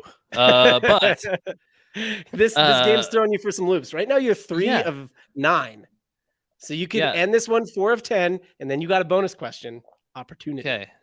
Okay. So the Lions are, I guess, as of last night, kind of back into the new hotness, but definitely not in that category for a long time in the NFL. Again, that does not translate to week 1 success at all. But 35 is a big number. I mean, you already threw in so many curveball types of questions in here, but this feels like another trap, if I'm being honest. At 35, again, I was right about the game within a game that you went up from the 28 before. The hard part about this one is I could see the game forking either. It's not clear to me which way you would even want to go from playing you here. And the Lions, if I'm playing the game, this is also tough. I imagine they're one of the older teams as well. And I know they've definitely had some days of success. Yeah, they got the Barry Sanders days. Yeah, exactly. Particularly on the ground, which benefited them quite a bit back in the older versions of the game. It's really only since it became a passing league where they've struggled. But again, what does that even mean for week 1? I don't know. So this is basically a coin toss. Yeah, so let's go ahead. I was looking for a coin to actually flip. I don't have one, so I can't even lose the way I want to lose. But let's go ahead and keep on the train and jump to the more train. Okay. Rather than the Vikings train. We're going with more wins in week 1 for the Lions. Dude, you went like you were like on top of a fence and you like everywhere. And then you like pulled your leg back over and then you're like, no, I like the other side. You did that several times. I jumped over the fence. I dug a tunnel back to the other side, and then I ran through the fence, and then I rebuilt the fence. Hey, then I knocked that one down. All kinds of things. Good news. Kimberly says that she'd say Lions more, but what does she know? I don't know what she knows. We'll see. Probably about as much as I do about week 1 total. Vikings, 35 wins in week 1. Do the Lions have more or less? Casey says more. Casey's right. 44 wins in week 1 for the Lions. Only 2 teams in the NFL with more than that. For a bonus point, you're at 4 of 10 right now. So, hey, you're 40% locked in. All right. For 1 bonus point to get you to 500, who are the 2 teams with more than 44 wins in week 1? Okay, one's got to be the Packers, right? Because they were like winning Super Bowl. I think they won the first Super Bowl. I know the league predates that. I also don't know when they start counting these like wins. It's whatever it is according to StatMuse. Yeah, so that could be like since Super Bowl era. Yeah. I don't know if I can give you some reference points. I don't know if you want me to. Like how many games in week 1 the highest team has played. Oh, I mean, that would be huge. Yeah, that would be great. It's a huge reference point. Do you want it? Of course I want that. Yeah. Okay. The team that has played the most week 1 games they've played like 90 games. 90.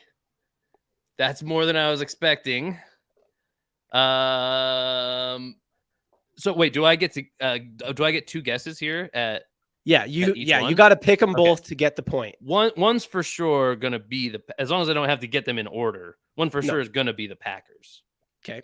To me. So that one, lock it in. The Packers. Do I get to know if that's right before I guess my next one? No. If they're one of the top 2? Give me the 2. Give me the 2, and if you get the 2, you get it. Oh, I have to get 2 to get 1. This is an insane bonus question. Okay. You just, I thought you took heat check and put it on like, you were like, there's like easy mode, medium mode, hard mode, nightmare mode. And you're like, fuck that whole scale, bury that in the ground. And let's move 8 miles. You've done way better. You've done way better than people who've played it on like hard mode before. Like, so it can't be, I thought you would have a lot better idea for like how long teams have been in the league. Like, cause that was a lot of how I've made my guesses on the basketball version. Again, riding solo out here, very exposed, getting exposed. And you got to think about age. Think about like who's just old. Like that's how the Lions have 44 wins. They're just one of the oldest. That's why the Packers were obvious to me because they're old and good and old. There's a lot of teams that are also old though, like around that age. There was a league made around then. So, but 90 something is too many. So we're talking clearly before Super Bowl era, which is not even the league. So like, that's why I guess I'm struggling is because I have no context for that before. Yeah. All stats are in the Super Bowl era. What are the teams? Who are the teams that you got in mind? Speak it out. Yeah. I mean, the Bears are an old team, I believe. I know that I feel like it's all just like the simple mascot temes. Like it's not like something like the Seahawks where like they made up an animal. It'd be something more like the, like I have no idea about the Patriots. I know they're a good team, and that's an old theme. I don't know if the team itself is actually as old as some of the other teams. Something like the Cardinals, like basic. Something like, I mean, obviously not the 49ers. I would have thought them, but we already saw them in this game, as well as some other teams. That's also a wrinkle. Like, who else didn't we see? Who am I missing outside of there? Maybe the Chiefs, they've been good a lot, but I don't think they're quite as old as some teams. They just don't feel as old as some teams, maybe, but they definitely are in some ways. The Raiders are old, to my mind. How old that go? I mean, I don't know. It's kind of there's. If a team has been around since the Super Bowl started, I consider them old, and there's a lot of those. So there's a few of those at least. I think, obviously the Cowboys. I don't know the history of the NFL. Thank you. The Steelers, all these teams are crazy old teams. I mean, what are we doing here? Like, they're all. I don't know the history of the NFL. You're talking which teams played in leather helmets, basically. Yeah, and I don't know the history of the NFL because it wasn't the NFL. I'll give you another kind of reference point or hit. Based on this game, I think the league must have kind of like started in the Midwest, northern Midwest, like geographically. Okay, well then I'm gonna go with the Bears then. That feels like if you're steering me anywhere, they're as Midwest as it gets. So I'll go Bears and Packers. They're the same division as the Lions. Now, maybe that just means they're the only division in the league. Kind of northern, Midwest, East. Yeah, no, I mean, hey, at this point, the integrity of the game is compromised. You should have just given me an answer as I answered. That's how you could help me. At this point, I'm already locked in on this. We can do that. It's over. Game is over. What is my score? Packers is 1. Do you want to rethink your second guess? I want the torture to be over. That's what I want. Okay. You're telling me the Bears are wrong. I get it. Okay. You're telling me it's another Midwest team. I would go as the Steelers. Or, the Steelers, I guess, is who I would go then. No idea beyond that. Yeah. Let's move it along. Mike and his mom said Steelers and Packers. The answer is, I led you to it. It's Steelers and Packers. Steelers at 46, Packers at 50.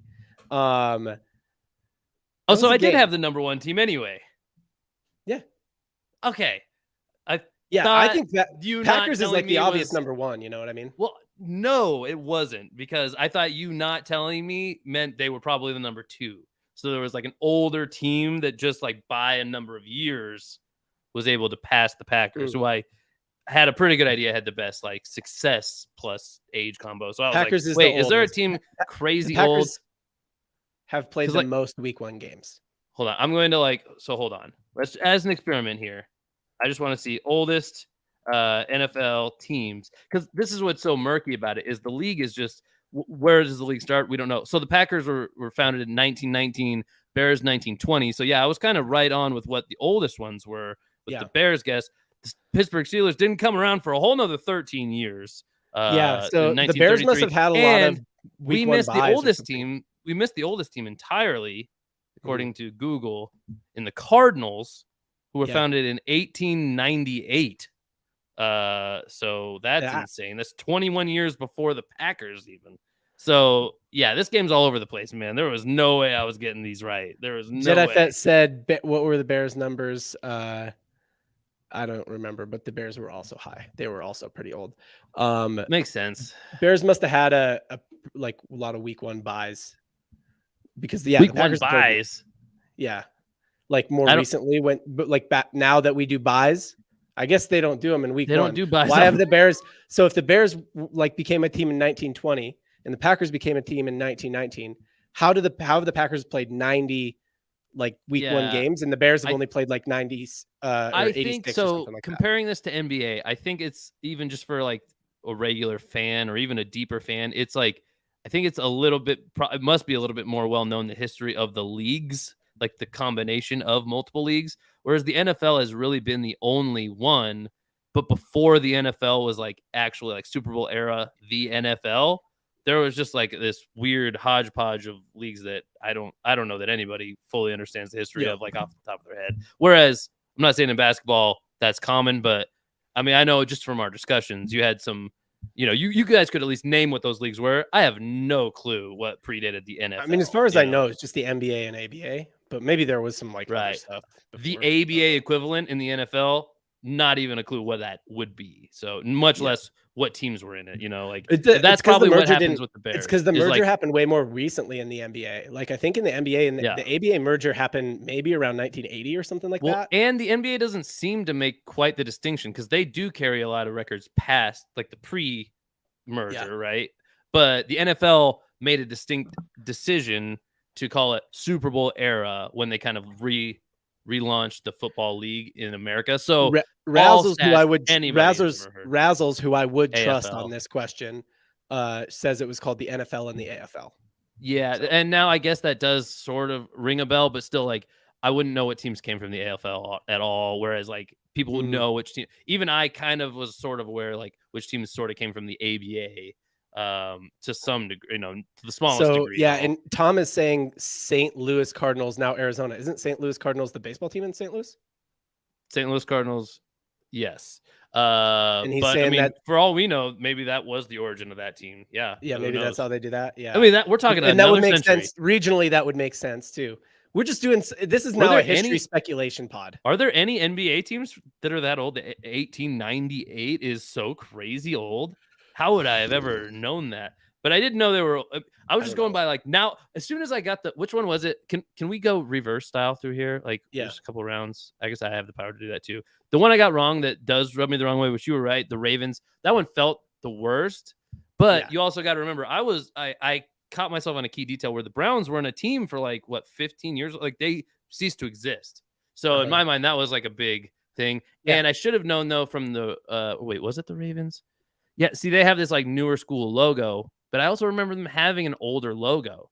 So as soon as they did have an older logo. So as soon as I'm like, why would they even have this updated one if they're a newer team? So yeah, I forgot they were a newer team. Or maybe I never really knew that, as that's like we were kids, you know. But yeah, either way, that was a rough showing. I'll look to improve. You know what? I think it's because my I performance. set the stand, because it's actually like you've had heat checks where you've ended up worse than that. But I think it's because I said beforehand that I thought you would get a lot of them. I don't know if I've ended worse than that. That was pretty atrocious. You've ended at like 3 or 4 before, I'm pretty sure. And I think we just realized that I'm much nicer in preparing this game. Even though it seems hard out of the gate, I think I don't know. This one was rough, bro. That was hard as hell. I don't think I could have done better, honestly. A couple felt weird, but now looking back on it, I'm like, it was never gonna go good. It was never gonna go well. Yeah. I mean, you got half of them with the bonus. Yikes. Pretty good. Yikes. All right. Well, I mean, I think I feel bad. Like I feel like I kind of like, you know, finished the show like not great. Took the nuts out of my nutsack a little. Sliced it open, took them right out of there. Well, that's John Wayne Babbitt wife style. I don't remember her name. Linda Babbitt. That's equal parts you and me. I could know my stuff better. I could know better.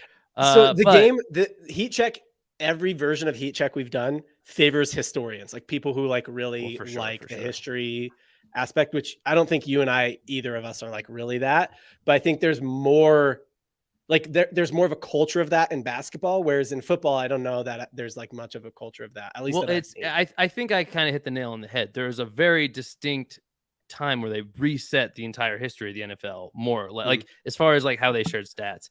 And like now I guess whenever you hear stats, it's always like since the year 2000, you know, and before that you would always hear in the Super Bowl era. You still hear that one, but you never hear predating the Super Bowl. What Super Bowl are we on now? 50. Mid 50s in there for sure. So really in the Super Bowl era wouldn't even, in like basketball terms, that wouldn't even include like Wilt Chamberlain and Bill Russell. It would include like the back half of them. Right. Like it would be 60s are not part of it. Yeah. It's a little different for sure. It's like right in there somewhere. I mean, you do the math, but yeah, 50 something is where we are. So, and I think that's a little bit more of the way to look at it. I do think though, so thinking back to some other heat checks, like we've done some harder ones for sure from the NBA. I think it just happened to line up where there were multiple people. So it's easier to kind of galaxy brain those things, talk it out with somebody else who's actually playing and doesn't know the answer. Because it's also hard in your spot not to give hints that just give it away, or hints that are just meaningless. Like, you know what I mean? It's hard to hit the sweet spot on a hint. I also, when I'm preparing the game, I'm like, I think he could get these, like, especially because it's like, I wasn't picking the ones right next to each other. And I was like, I'm picking like the Ravens thing. I'm like, I mean, they're super young. If he knows that, which I thought there was a good chance he might, you know, and then I mean, that one I own for sure is like the biggest miss on me. And really they're all misses on me, but that one that was the biggest one for sure. But I think of like other iterations we've done. So there's clear, like, clear comparisons, clear analogies we could use where like in the NBA, I know we've done things more like a 3-point in a season or a career, which would be similar to like passing stats in the NFL. Obviously how the league has progressed, the things they do more often now, like if we did rushing per yard lead or per attempt leaders, like yards per attempt leaders in rushing, I have no idea what that board looks like, because there's been people who've been good rushers in the league since 1890 freaking 8, you know what I mean? And they didn't know how to tackle back then either. So like the things are wild, but they never knew how to throw. Johnny Unitas is the guy who I know is like the original, the OG of throwing. And they would be like, can you believe he threw for like 120 yards and a touchdown? That's crazy. And nowadays you're like, that guy's not, even with that stat line, you're not playing, you're in high school and you're the backup, you know, like that.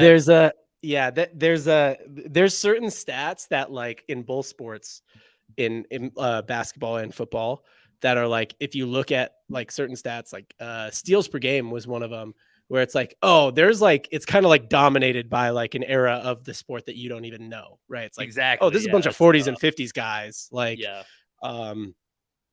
so like, yeah, I mean, yards per carry might be something like that in the NFL. Week 1 is a tough one too, because like I said, the other main thing is like there's few games, so yeah, maybe it's easier to remember than like basketball first game of the season records. That would be, I mean, we're definitely doing that now.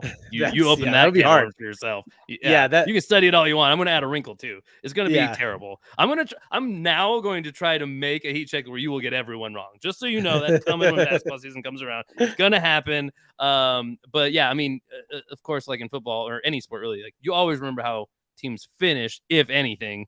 How they start, largely irrelevant, but especially how they started in 1940, whatever. I'm out. I don't care how they started anymore. All right, well, I think that's the pod. That's the pod. I mean, thanks for playing, Casey. On a somber note, I'm sorry about that. I should have done better. I will get better, guys. Hey, I'll be better next time. If you're watching on YouTube still, we are going to do a $25 gift card giveaway over on Playback. So head over to playback.tv/triplecross. And we're going to do that spin in the next couple minutes. If you're listening on audio, we appreciate you. Hopefully your workout's going well. Hopefully you're staying awake on the road, or whatever you're doing. What else do you do while you listen to podcasts? You're mowing the lawn. Hope your lawn's looking good. We appreciate you. Give us 5 stars on whatever app you're listening on. It helps other people know that people like this podcast. It's like when they come across the podcast, it's like, oh, it's got a bunch of 5-star reviews. People must like this. I wouldn't be the first person to like this. I'm not the only person listening. That's really what people want to know when it comes to a podcast. Like, am I the only one who listens to this thing? No, you're not. There's like lots of people who do. And give us a 5-star review so other people know that you're one of those lots of people. Whew, I got in deep to that. Like, I didn't know if I'd be able to crawl out. If you're watching on YouTube, I want you to leave a comment on the video saying how many out of 9, I guess is the right number. How many out of 9 did you get on the heat check? Yeah, playback squad. Yeah, go back and leave it like in the comments, not in the chat. Any number over like 6, I'm automatically just not believing. By the way, like afterwards, after we're done on Playback, head back over to the YouTube and tell us in the comments how many you got. That's it. I'm gonna end the YouTube stream and we are gonna head over to Playback now. And YouTubers, we will see you next week.